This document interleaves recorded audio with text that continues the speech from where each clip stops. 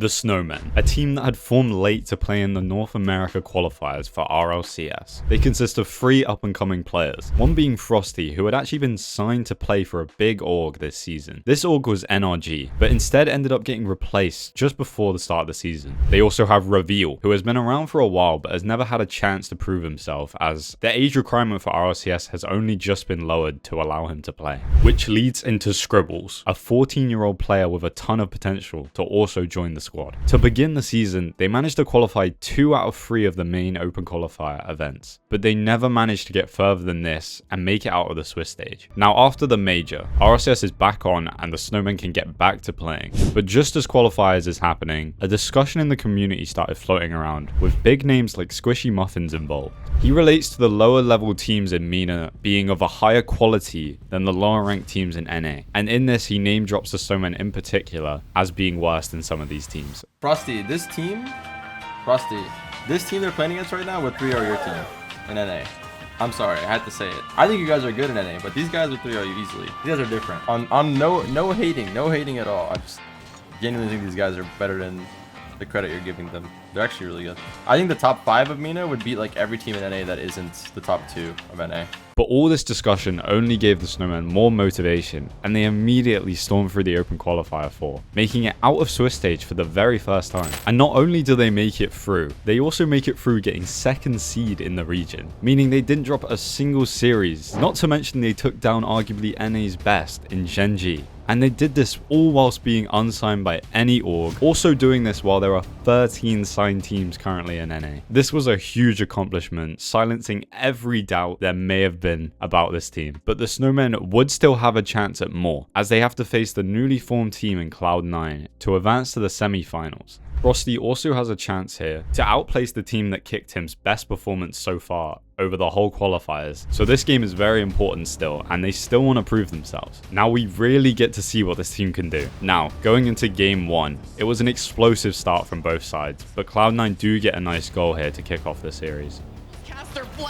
But honestly, the real MVP of this game was the crossbar. The crossbars on both sides of the pitch pulled off some crazy saves during these games. It felt like there definitely should have been more goals in this game, but the Snowmen do manage to tie it up, and we end up in an overtime. The same theme of the game ensued, with either side having close attempts, but the ball just wouldn't go in the net. 2 minutes. Percy, down low, shot saved. Escape. Zenil is back with a vengeance. Look at Scribbles. Zenil off the back wall searching. Snowman. And then they ripped off 4 more shots. Here's another one. Maya Blaze, they can't put it in. He jumps to the back wall. It goes. Scribbles gets a touch on it. Sends it all the way to Frosty. Tries to redirect it into the net. Until Cloud9 eventually find the back of the net to take game 1. This was a frustrating one to lose for the Snowmen after basically playing 2 whole games to not get the win in the end. But they ain't gonna sit there sulking about it and get to work in game 2. The start was rough, going a goal down, but Frosty quickly equalized. And with the clock ticking down, it was looking like we were going to have yet another overtime here. But a nice layoff from Reveal sets up Frosty beautifully to steal the game from under Cloud9.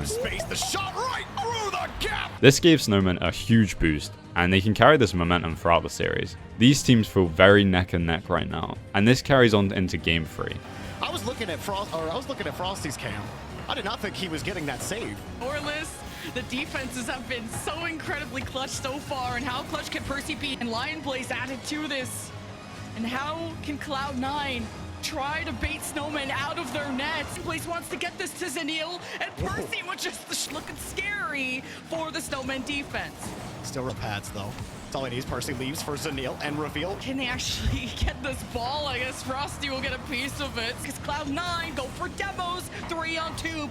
Snowmen just feels like there's a bit more.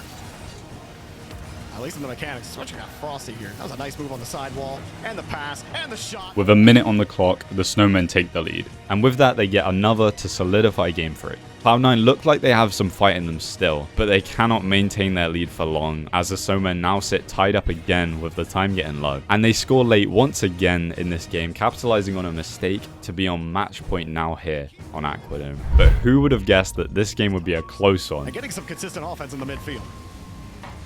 A boost that he's going to respond to that anyway. That's been happening all game. Now you get... Maybe to Frosty, depending on how he can readjust.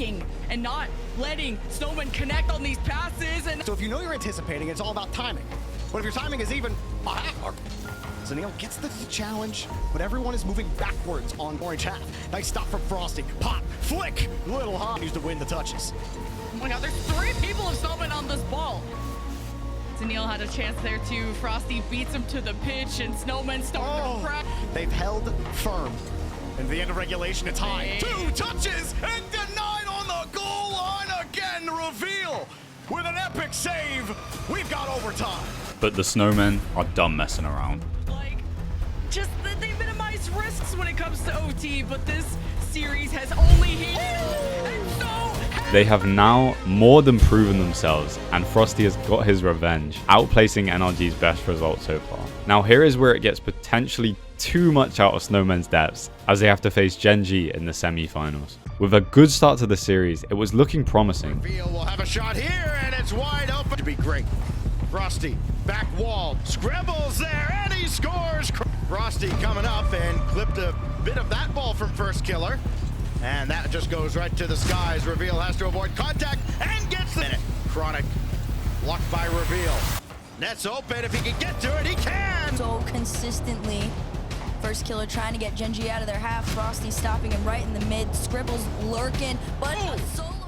Genji do manage to get back on track though, and they manage to take the next 4 games. But this was to be expected, and it does not discredit the Snowmen at all. Someone needs to sign this team. But that'll be all for the Snowmen's Open Qualifier 4 story. I hope you did enjoy it, and I'll see you in the next one.